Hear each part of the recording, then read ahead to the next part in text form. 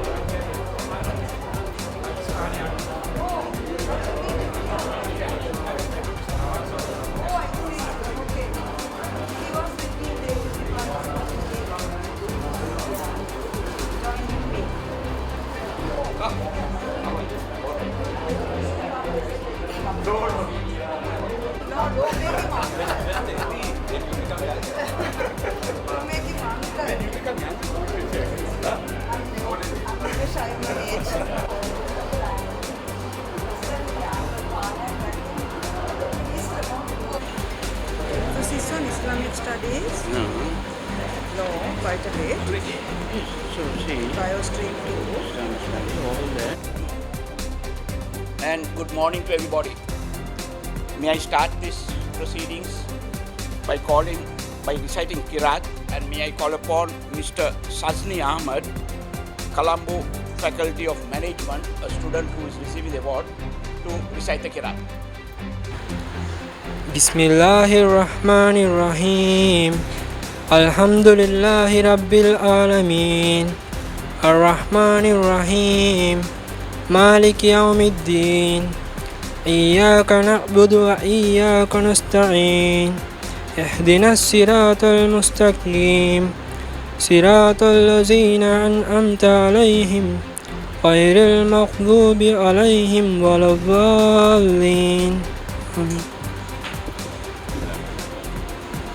Thank you, Mr. Ahmad. Once again, Assalamu alaikum. Bismillah ar-Rahman ar-Rahim. Our chief guest, Mrs. Farzana Jamil, Presence Counsel, Senior Additional Solicitor General, distinguished guests, especially Mr. Murtaza Yusuf Ali, Mr. Hussein Baila, my colleagues at Baitul Mal, and dear children who are going to join the university or already joined the university. I warmly welcome all of you today for this event of awarding scholarship to all of you all. In fact, you all are just starting your university career, and this project, along with other projects, is our pet project. We consider it important because educating our needy children will not only improve the family but also improve the community and help everybody in the village. We are all lucky today to have Mrs. Farzana Jamil, who has been in the Ages department since 1990 and now is the Senior Additional Solicitor General. By the time all of you finish your university education, she may become the Attorney General and maybe the first, maybe the first Muslim lady to become the Attorney General. And I sincerely pray for that. And not only I am sure all of us will pray for that, especially her cousin who's around here will be more happier. Yes. I also say that you all are lucky to hear her personal experience about education and her experience at the Ages department, which had been male dominated, I'm sure, when she joined in 1990. Likewise, you are lucky to have, we are lucky, and you are all lucky to hear Mr. Murtaza Yusuf Ali, who is heading HEMAS, one of the blue chip companies in Sri Lanka, and again a product of the Faculty of Law. He told me he spent only 1 year there and thereafter went to a university in UK. Thank you for all of you all to be here.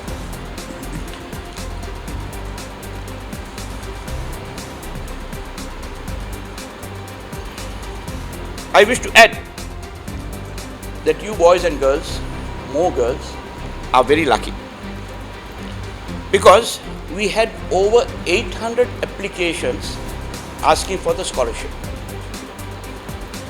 Out of the 800 applications, about 799 were qualified. These applications are from 23 districts, 50 courses and 14 universities. So, and out of that, only 218 applications from boys and 584 applications from girls, about 3 times the number of the boys. Due to our limited resources, we have been able to select only 200 applications, consisting of 59 boys and 141 girls. We could have selected more, but I would say it's our limited resources. Therefore, you boys and girls are lucky to be selected from various districts of Sri Lanka for the 3 years 4 years and the 5-year courses. I want to advise you, boys and girls, that do your best. Study hard. Make the maximum use of the university days, whereby you not only end up as educated graduates, but discipline in life. Our chief guest on my left and the guest of honors, both Mr. Yusuf Ali and Mr. Hussein Baila, will speak to you all and advise you all more things. So I will not take much more time, but learn more things than your course, which will be helpful in your future. Please remember that we are able to give this award due to the donors, some of whom are present today. They give us their zakat contribution. And in order to consider the eligible candidates that we have selected, we have a stringent procedure. Therefore, whilst being thankful to the donors, please make dua for them and enjoy your education career.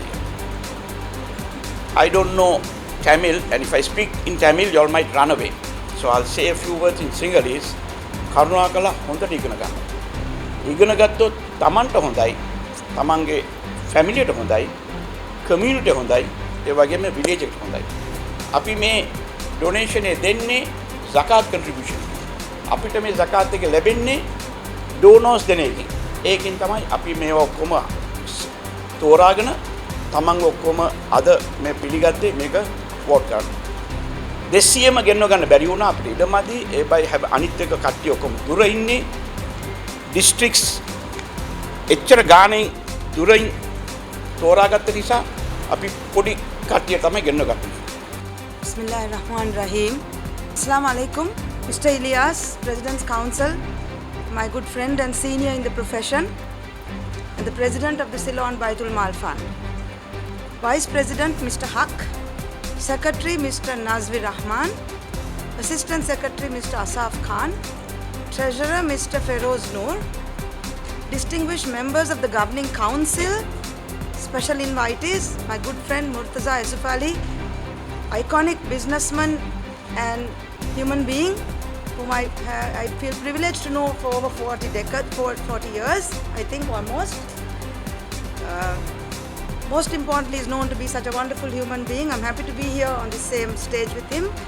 And of course, the most important people here today, you, the winners of the scholarships, the awardees for today. Assalamu alaikum. I'm honored to be here today amongst what can be properly described as Colombo's probably most distinguished Muslim gentlemen engaged in social service in the name of Allah. The Baitul Mal is not alien to me, and I remember on many occasions on which my late father-in-law, the late Justice Jamil, spent many hours attending to work here, and I would come to drop or pick him up on many occasions. I know he would be pleased that I am here with you today. So, the charity and assistance rendered by the Baitul Mal Fund has done much to achieve its mission by serving the Muslim community through the alleviation of poverty. I congratulate the fund for its uninterrupted service. I am told this is the 7th year of awarding scholarships to university students. I know that the scholarships that are being awarded today will make a significant and meaningful difference in the lives of the recipients. The noble and praiseworthy act of charity will ensure that you receive the life skills and prepare you for the many challenges that you will face in a competitive society and from life in general. And you are truly blessed to have heard Murtaza give you this free lesson which would have cost you many dollars if you had to listen to it elsewhere. So Allah has His own way of filling in the gap. I couldn't have filled that gap in, and just there, when I said the several life skills, He already has given you that. Alhamdulillah. The emphasis on a holistic approach to assistance for poverty alleviation is what has set this organization apart from many other charitable organizations that exist in our country today. And I want to wholeheartedly acknowledge that. So today, I want to start by congratulating the most important people present here today, the awardees of the scholarships. Today is a special day for you all, and it signifies the dedication, hard work and excellent performance that has earned you this award. I would like to, in passing, say something brief about the importance of education. You may have heard this many times before, but my speech will be incomplete if I leave you to that without telling that to you today. As we know, the very first word when the Quran was sent down to us was Iqra bismi rabbikal ladzi khalaq. We all know that. It was revealed to Prophet Muhammad by Allah, and Iqra means to read. In my mind, this signifies the extent of the importance that Islam gives to the reading and the acquisition of knowledge. We know it is our duty to acquire knowledge. It is not a privilege or something that you might choose to do if you want to. It is your duty. The importance and excellence of knowledge has been highlighted both directly and indirectly in over 500 places in the Quran. Indeed, one of the essential duties and responsibilities of prophethood was the dissemination of knowledge and wisdom to all persons, irrespective of gender. Indeed, those who quote the verses of the Quran in respect of the veil, I mean the V-E-I-L, as an argument against women leaving home in pursuit of knowledge, I would say, with respect to them, are also severely misguided. It is internationally recognized that education is a key tool for development. The international community has emphasized the importance of education for humanity through many declarations and conventions internationally. Thus, it is obligatory for governments, international institutions, and civil society organizations like this to advocate for the availability and provide quality educational opportunities and make education truly accessible to all. Education is the true key to empowerment, and we know that education, knowledge is power. And by empowerment, I do not mean being powerful in a domineering way. True empowerment in my mind is the ability to do what we are required to do and ordained by Allah in a way that is befitting of both our faith and gender. And how do we do this? Only by education. I would like to say a few words on the place of education for women in Islam. Every Muslim woman has a separate legal personality. You might wonder what this line means. Murtaza will know. Long before the West, and Mr. Ilyas of course, long before the West created laws for women, long before the Married Women's Property Ordinance was enacted in England, giving women the right to even vote, Islam had already made a woman a femme sole. That's a Latin term for independent woman. She is an independent legal person.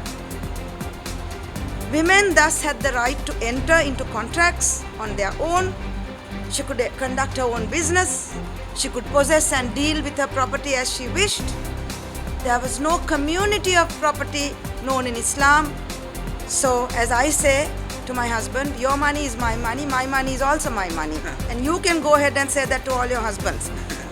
Because there is no community of property in Islam, and they are duty bound to provide, we are not. That is how privileged we are as Muslim women, right? So, women had the right to enter into contracts on their own.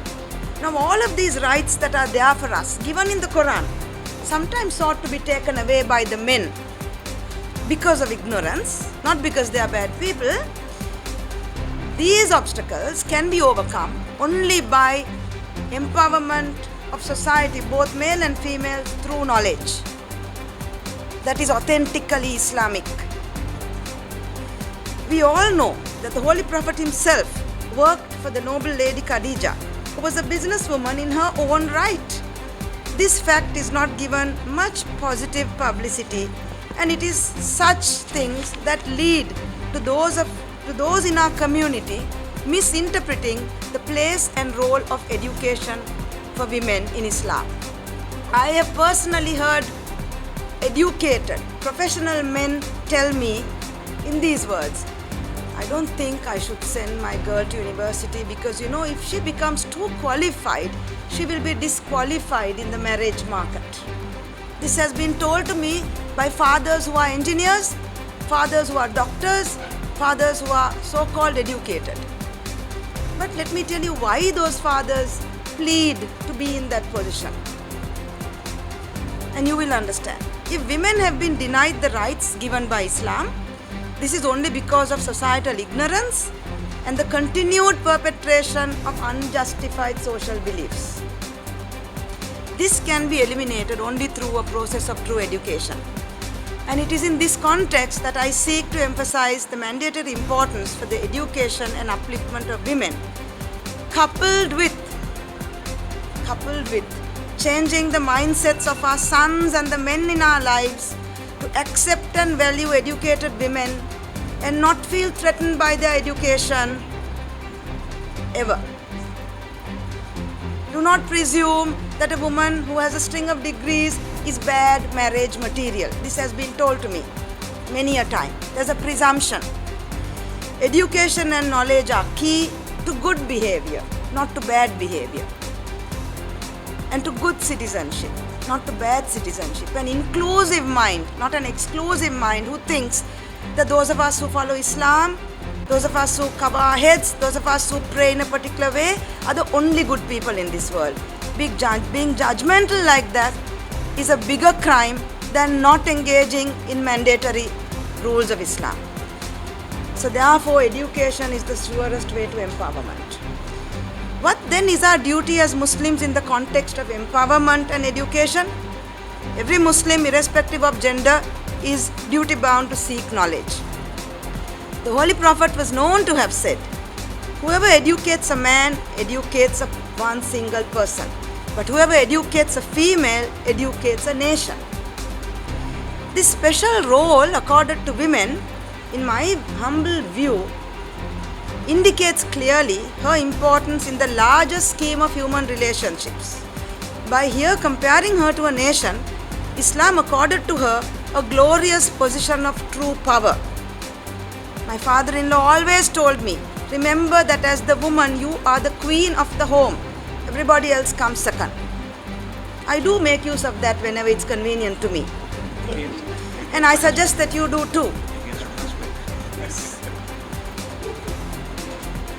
In exemplifying this precept, it is believed that the Holy Prophet himself had allocated a separate day on which he attended to the educational needs of women.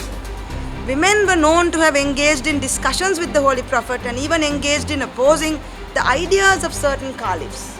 I'm not saying that we have to oppose everything, no. Thus, it is clear that silent ignorance was not necessarily regarded as feminine and desirable.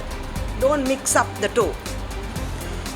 But we must remember, Islam seeks to bestow on us women a system that gives women self-esteem, confidence and security without having to feel that she must behave like a man to be treated as important. It is true that there are disparities in educational opportunities between men and women. In many Muslim countries, now this is documented. In the UN report, this is documented. And religion, particularly Islam, is often cited quite justifiably as a major stumbling block to women's advancement in some countries.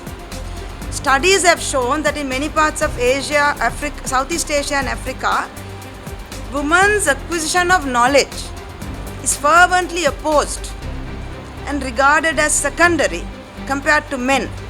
And there are so many restrictions placed on women acquiring knowledge that it has become almost meaningless and impossible for women to acquire a decent standard of education, let alone go to university. All this is often done mistakenly in the name of Islam. This is indeed not Islamic and in fact is the very antithesis of Islam. So this is a sad reflection upon some Muslims and the societies that we have built, since knowledge is the important pillar upon which the edifice of Islam has been raised. And as I said, the very fact that the first surah and the words revealed was Iqra indicates to us the importance given to the acquisition of knowledge and reading. The history of Islam, which I don't want to repeat, is replete with the mention of women who obtained distinguished positions in the field of hadith, science, the science of interpretation, jurisprudence, medical science, poetry and calligraphy. It is thus imperative that if a nation wishes to be successful and move towards a sustainable reality, the women in that society must be given every opportunity to attain knowledge and education. So I would like to say that the transformative power of education, how it transforms society, true education cannot be denied. When you give the gift of education, you must also give your children the freedom to try and fail. As Murtaza emphasized, some of us have strengths, we have weaknesses. So you build on your strengths, not wallow in the difficulty of your weaknesses. I think that was his message, if I got it right. So when you give your children the gift of education, give them the freedom to try and fail. Not everybody is equally gifted. Life is full of surprises. Being open to the unexpected, turns in the road is an important part of success. If you try to plan every turn, you may miss the wonderful twists. In the years ahead, you, the young girls and boys who are the special invitees for today, will face many challenges of having to keep up with a constantly changing world. We need to be open and flexible to embrace this change. And the winds of change may sometimes try to blow us off course. And if we are not anchored to a set of core values, we will be blown away.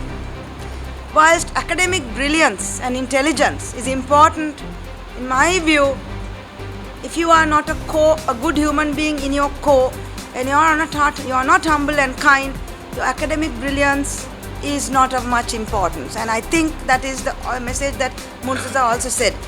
IQ is only one aspect of a successful human being. EQ in my mind is more important, and that is what I think he was emphasizing. You can be the most brilliant person with a string of degrees, you will be of no real use to your family and your organization if you do not know how to engage and bring about the best in others. And that is why it is said, I believe, that a good leader is a person who can get mediocre people to do exceptional work. That's the key. It's very easy for an intelligent person to answer a question paper. It takes a lot to take a mediocre or a much weaker person to become excellent. And I would urge you, as you go into university, don't be with blinkers on, tunnel vision, thinking of only I must get my GPA at 4.0 or 100 out of 100. That's only one part of your life. Try to become a good citizen and try to use the core Islamic values to be a goodwill ambassador for our community, so that our community is seen as forward-thinking, helpful, good citizen, not an obstacle to anything else, right? And I would like to leave you with this well-known thought of Nelson Mandela. We all know this, but I just want to say it.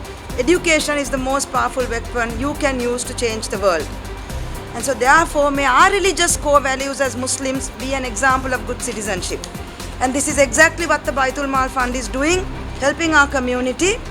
And I thank the office bearers and the member, and remember with gratitude at this moment the founding fathers of this institution. May Allah bless their souls and bless all of you for your continued charity and support to this good cause. Wassalam. Thank you. Thank you very much, Vardhana. Now we come to the most important part of the event, is the distribution of awards. Mr. Khan will take over and will call each of you all, and the awards will be given. We are giving a certain amount of money in cash in the envelope that you get. Please count, and if there is anything short or more, let us know. If it is more, don't tell us. If it is short, tell us. Moreover, after that, the other monthly amounts will be deposited to your account. Assalamu alaikum. I'll be calling your names. Please come over to the table.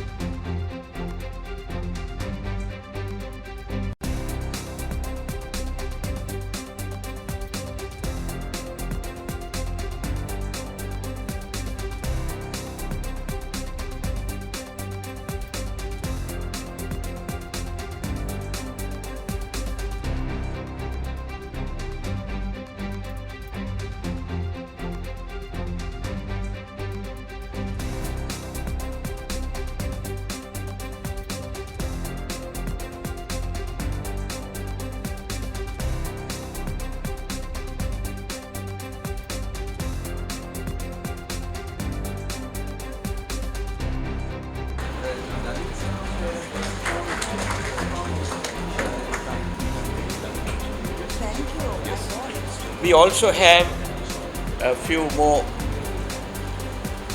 presentation. One to Mr. Murtaza Yusuf Ali. Small. Thank you. Thank you. One more to Mr. Hussein Baila, Mr. Nilam Lincoln. Okay, I'll present. It will be my pleasure. To Mr. Imran Khan.